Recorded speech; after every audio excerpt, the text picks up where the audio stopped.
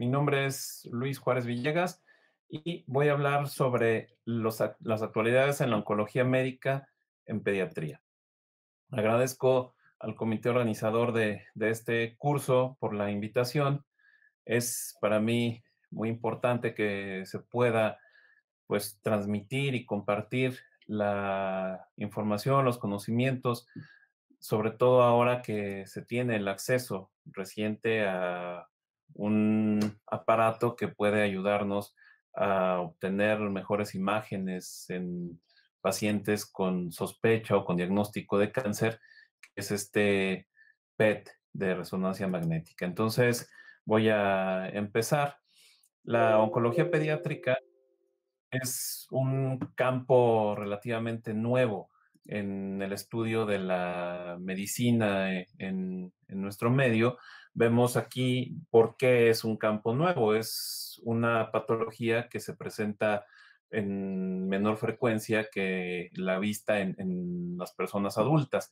En el último reporte de Globocan se encontraron 19.288.916 casos de cáncer en la edad pediátrica, que está representado acá arriba, en comparación con los 279.275 casos de cáncer en la edad pediátrica comprendida de 0 a 19 años. Esto representa el 1.44% de todos los tipos de cáncer diagnosticados en el mundo corresponden a pacientes menores de 19 años. Entonces, esto refleja que el grupo de atención a esta patología pues es menor. En cuanto a los tipos más frecuentes de cáncer en la edad pediátrica, pues también varían en relación a la edad adulta.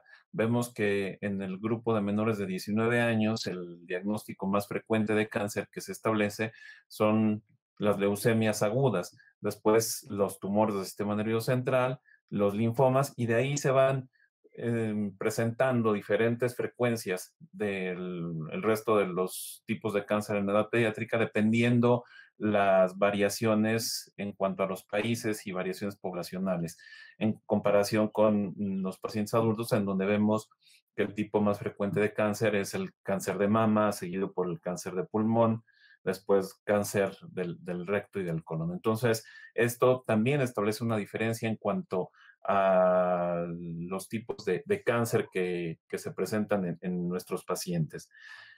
Nosotros tenemos una dificultad que es muy evidente en todos los países para clasificar a los pacientes en edad pediátrica.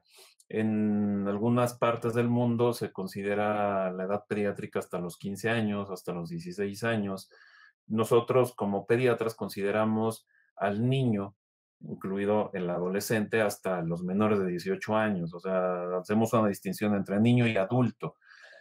Esta distinción en cuanto a los grupos de edad, para nosotros es importante porque la frecuencia de las patologías que nosotros tratamos en los pacientes con cáncer menores de 18 años, pues es diferente. Aquí vemos cómo en los niños menores de 15 años el diagnóstico más frecuente es la leucemia linfoblástica aguda, como ya lo había mencionado, y en el grupo de 15 a 19, los adolescentes, no es la patología más frecuente. Ahí vemos que la patología más frecuente es el linfoma de Hodgkin. Entonces se van presentando estas variaciones en cuanto al grupo de adolescentes y que ya se van a ir viendo más evidentes en cuanto estos pacientes pasan al grupo de adultos. Es por eso que en la actualidad existe un grupo especial para la atención, los cuidados, el diagnóstico, el seguimiento de pacientes que están en este grupo etario que se le llama grupo de adultos, de adolescentes y adultos jóvenes, el grupo AYA. Entonces, estas características pues, son importantes de conocer para que el abordaje lo hagamos de la mejor forma. En cuanto a la frecuencia de cáncer en los diferentes países, pues aquí vemos cómo es muy heterogéneo. En países ricos, en países pobres, vemos que se presenta una diferencia significativa en cuanto al número de casos y al ingreso per cápita. Esto es importante porque la Organización Mundial de la Salud considera que el 80% de los casos de cáncer en la edad pediátrica se diagnostican en países con bajos ingresos y el 20% restante en países con altos ingresos. La posibilidad de curación de los pacientes en los países de bajos ingresos, ellos la refieren que es del 20% y en los países de altos ingresos del 80%. Entonces, esto crea una desproporción, una desigualdad muy evidente entre los países pobres y los países ricos y además en los países pobres se presentan la mayor cantidad de pacientes pediátricos con cáncer. Entonces, la Organización Mundial de la Salud tiene una iniciativa para el 2030 para que esta diferencia de 80 y 20 se transforme en un 60% a nivel global. A nivel mundial se espera que con esta iniciativa los pacientes alcancen la curación en un 60% de los casos, independientemente del lugar en donde es diagnosticado. Hay factores que determinan que los pacientes con cáncer, pues en muchas ocasiones lleguen tarde al médico para establecer el diagnóstico de certeza. Aquí vemos cómo cuando se reconoce la posibilidad de un cáncer, pues tienen que ver las creencias, la educación de los padres, la aparición de los síntomas, porque además los síntomas de cáncer en la edad pediátrica son muy comunes, son frecuentes, como la fiebre, el ataque al estado general, y no son específicos de alguna patología. Después, esto va retrasando el arribo de los pacientes a un primer nivel de atención en salud. Esto hace que en estos espacios, pues los médicos que a veces tienen una formación no suficiente dentro de la preparación como médicos en oncología pediátrica, pues no piensen, no sospechen en el diagnóstico de cáncer y que esto favorezca todavía un mayor retraso.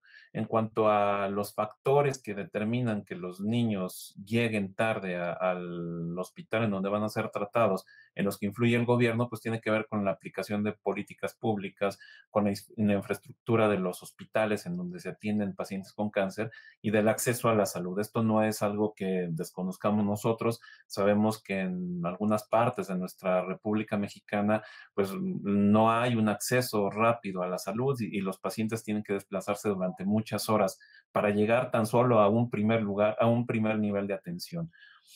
El grupo pediátrico es, sin embargo, uno de los grupos en donde más investigación se hace en todos los sentidos. Aquí vemos cómo en 1948 Sidney Farber publicó la experiencia que tuvo al tratar pacientes con leucemia linfoblástica aguda con el metotrexate, con el antecesor del metotrexate, que es la aminopterina. Aquí vemos cómo él graficó la evolución de los pacientes, cómo tomó en cuenta los blastos, la cantidad del resto de las células blancas de la sangre y cómo encontró que había cierta remisión de la enfermedad.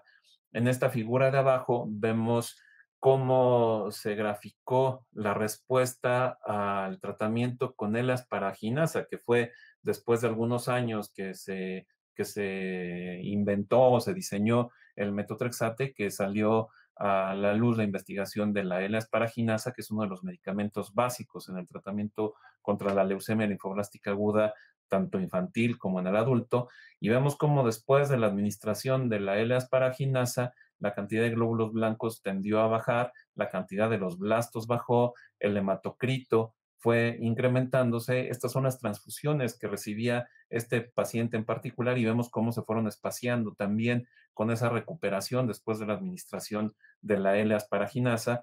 Este es el tamaño de los testículos que en ese paciente estaban infiltrados. Vemos cómo fue disminuyendo de la misma forma que los ganglios linfáticos y el hígado, como también fue disminuyendo el tamaño conforme fue este paciente sometido a la administración de L-asparaginasa. En cuanto a los cambios que ha habido desde estos primeros ensayos clínicos en donde se probaron medicamentos contra el cáncer en la edad pediátrica, pues vemos cómo ha sido sorprendente o alentador, digamos, la mejora en los resultados en el tratamiento de niños con cáncer y cómo pocos pacientes se curaban en la década de los 70 y en la actualidad pues hay pacientes que se pueden curar hasta con una posibilidad del 100%. Entonces, esto habla de la investigación que se ha hecho en los pacientes pediátricos. Esto es la actualidad, una mejora en la posibilidad de curación, en la sobrevida de los niños. ¿Qué es lo que ha favorecido esta mejoría, este incremento en la posibilidad de curación? Pues las técnicas del diagnóstico. El diagnóstico en cuanto a las patologías en la edad pediátrica, hace 5 décadas, en los 70, el inmunofenotipo de las leucemias se hacía con el marcaje de eritrocitos de carnero. Estos eritrocitos de carnero se pegaban a las células T y entonces con esto se podía diagnosticar una leucemia de células T. En ese tiempo, pues solamente era posible discriminar entre leucemias T, leucemias B y leucemias no T, no B. Entonces, esto ha evolucionado en la actualidad a llevar al diagnóstico por inmunofenotipo de las leucemias a citometrías de flujo de colores en las que se pueden separar y discernir y distinguir estas células y se puede conocer perfectamente el linaje que está dando origen a esta célula. Las técnicas de inmunohistoquímica, pues también vemos cómo han ido variando.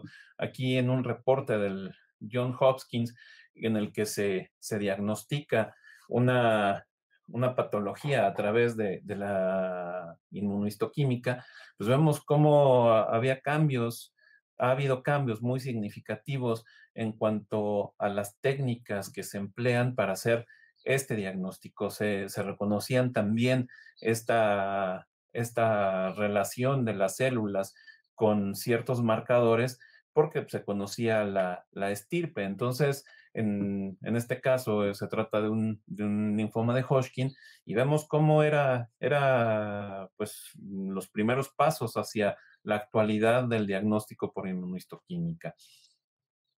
En cuanto a la biología molecular, esta ha ido evolucionando a pasos agigantados durante las últimas décadas.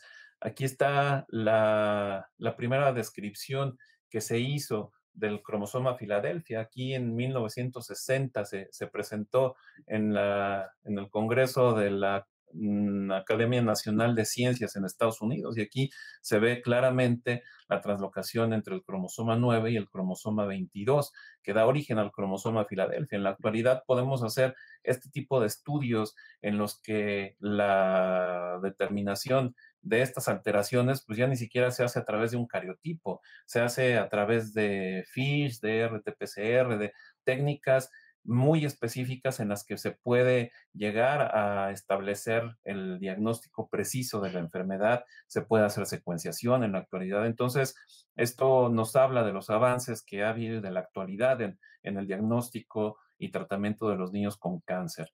Los polimorfismos que en la actualidad se han reconocido como relacionados a pronóstico, ya sea favorable o desfavorable, vemos que en varios estudios que se han llevado a cabo en Estados Unidos sobre todo, se buscan estas alteraciones, incluso de una sola base, de una sola base dentro del DNA, en las que estas poblaciones, por ejemplo aquí los nativos americanos, pues tienen una menor sobrevida en cuanto al tratamiento para la leucemia, porque tienen unas variaciones dentro de su información genética, estos polimorfismos, que les confiere una mayor toxicidad y una menor respuesta al tratamiento con quimioterapia. Entonces, esto es parte de los avances y de las actualidades en el diagnóstico del niño con cáncer. En cuanto a la imagen, pues esta evolución pues ha sido muy evidente. Aquí vemos la primera radiografía tomada por Roentgen en 1896. Es la mano de su esposa. Aquí se ve el anillo de bodas de la esposa de Röntgen y pues cómo ha ido evolucionando en la actualidad a tener una posibilidad de hacer estudios de imagen muy sensibles y muy específicos, no solo a través de un método, ¿no? Sino de la fusión de estos métodos y que hemos llegado a tener estudios de tomografía por emisión de positrones y en la actualidad pues tenemos al alcance el PET con resonancia magnética. Entonces, esta evolución ha ido dándose a lo largo de los años. Si comparamos 1896 contra 2021, pues sí ha pasado mucho tiempo. Sin embargo, los grandes avances en las técnicas diagnósticas por imagen, pues se han dado en las últimas décadas, ¿no? En la formación que yo tuve como médico, que no fue hace muchos años, en los 90, pues en el hospital en donde yo estaba haciendo mi internado, no teníamos un equipo de tomografía. El tomógrafo estaba en otro hospital a donde enviábamos a los pacientes. Entonces, sí es esta evolución y este avance en cuanto a las técnicas de diagnóstico muy, muy importante en las últimas décadas.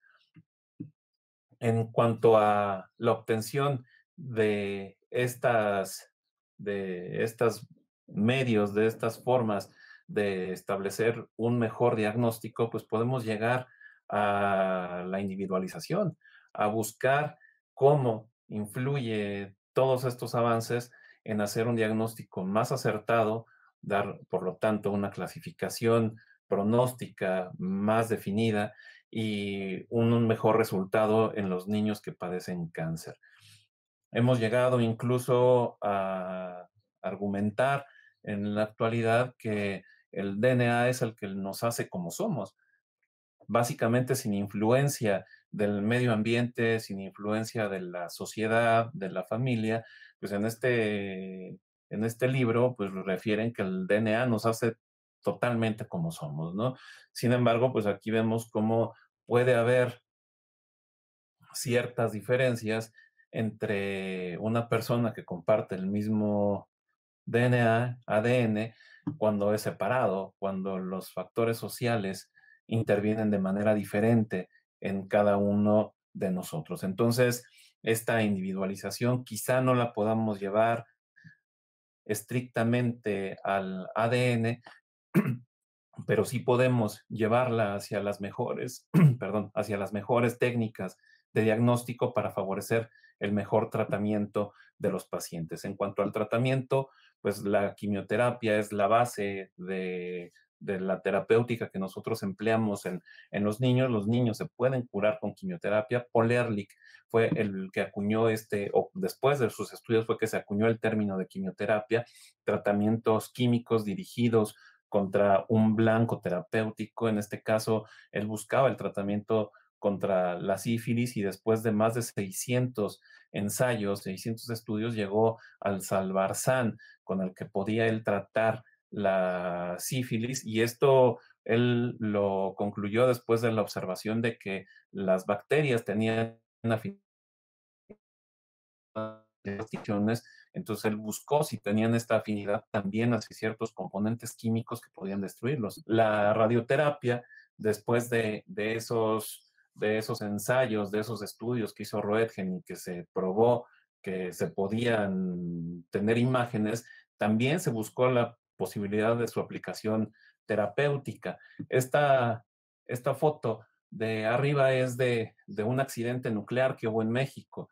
Esto es algo que es poco conocido y que tiene que ver con la utilización de una bomba de cobalto con fines terapéuticos en un hospital en Ciudad Juárez en los 70s. En 1977 compraron esta unidad de cobalto 60 para el tratamiento en pacientes en el hospital en donde la compraron. Desafortunadamente no la pudieron emplear por falta de técnicos, por falta de conocimiento y el desarrollo de los protocolos de atención de los pacientes. Entonces decidieron deshacerse de este cobalto y en 1983, a fines de 1983, lo llevaron a vender a un deshuesadero y a las personas que lo llevaron a vender pues, se les hizo fácil pues romper el centro, el core, el corazón de la bomba de cobalto para sacar los balines que estaban ahí adentro. Y entonces fueron llevando desde el hospital hasta el deshuesadero, pues un tiradero de radiación. En el deshuesadero les compraron esta, este fierro viejo y lo vendieron y posteriormente con ese, con ese fierro, con este metal, se hicieron varillas para la construcción, se hicieron otro tipo de materiales para la construcción y en 1984 al pasar por la aduana pues sonó la alarma de radiación y fue que se dieron cuenta que estas varillas, este material de construcción estaba hecho con componentes radioactivos. Esto pues hace algunos años se conocía cuando hablaba la gente de las varillas radioactivas, así como también hablaban de la leche radioactiva, ¿no? Pero este accidente, esta exposición a la radiación, pues se presentó hace varios años aquí en nuestro país.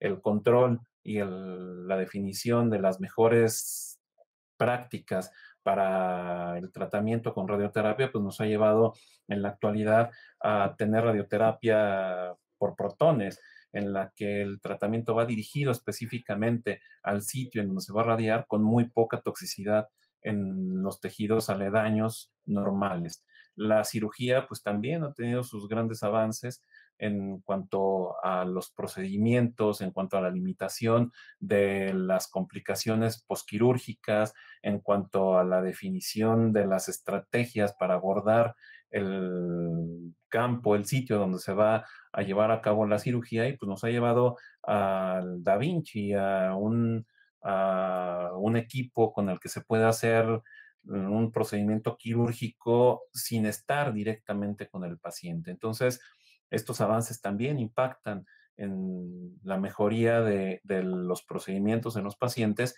y por lo tanto en cuanto a los resultados. Los trasplantes, sobre todo los trasplantes de células progenitoras hematopoyéticas, pues también han tenido avances.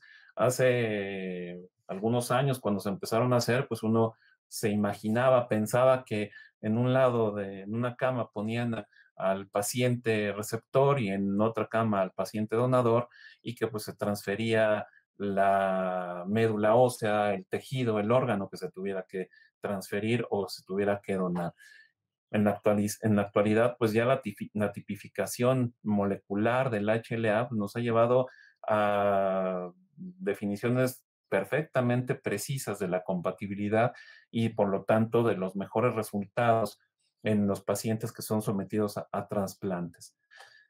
La inmunoterapia, pues también es algo que ha ido evolucionando. En esta foto vemos a William Coley, que empezó a dar tratamiento con inmunoterapia a fines del siglo pasado, bueno, del siglo antepasado. Ya de repente no me ubico perfectamente en el siglo en el que estamos, pero a principios más bien del siglo pasado, él empezó a dar tratamiento con inmunoterapia, exponiendo a ciertos antígenos a pacientes que tenían patologías neoplásicas. Y aquí vemos cómo este paciente, después de esta exposición al antígeno, pues tuvo una mejoría en cuanto a los resultados del tumor. Entonces, esto ha ido evolucionando en la actualidad contar con tratamientos con CAR T-cell, que son células T diseñadas específicamente para atacar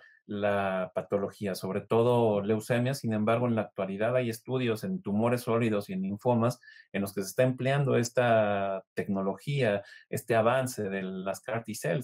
Se saca una muestra del paciente, se obtienen las células T, estas se rediseñan después de que están fuera del paciente, se hacen cultivos en los que crecen millones de estas células T modificadas y luego se vuelven a infundir al paciente y con esto hay una destrucción directa de las células neoplásicas. Entonces, todos estos avances nos llevan a la actualidad de la oncología pediátrica. Han sido muy grandes y muy evidentes a lo largo de los años, sobre todo en las últimas décadas. Y como lo mencioné, la oncología pediátrica es un modelo en el que se ha estudiado la fisiopatología, la inmunología y la genética del cáncer. Entonces, a pesar de que la población pediátrica presenta esta enfermedad con menor frecuencia que la población adulta, pues muchos de los avances se han hecho por estudiar los modelos del cáncer en la edad pediátrica. El incremento de la curación con los protocolos que se siguen, pues se ha visto que ha ido del 20 al 90% en cuanto a los resultados en los grandes centros de tratamiento de los niños con cáncer. Algo que es muy importante para países como el nuestro, que somos una economía en desarrollo, países en vías de desarrollo, países con bajos o medianos ingresos, como sea que nos quieran llamar, es que debemos nosotros incidir en un diagnóstico oportuno, no necesariamente un diagnóstico temprano, porque a veces la biología del cáncer hace que aunque el tiempo de duración de los síntomas sea corto, un paciente pueda tener metástasis o una etapa avanzada de la enfermedad. Entonces, buscar el diagnóstico oportuno en nuestro medio para poder dar una mejor calidad de vida a nuestros pacientes, estas estrategias deben de ir encaminadas a la precisión que solamente se obtiene con la evolución de las técnicas diagnósticas y de tratamiento y hacer investigación colaborativa. Esto finalmente es lo que abre las puertas hacia mejorar los resultados en nuestros pacientes. Entonces, pues con esto me despido. Nuevamente agradezco la invitación a este curso y espero que podamos haber obtenido muchas cosas de provecho. Muchísimas gracias.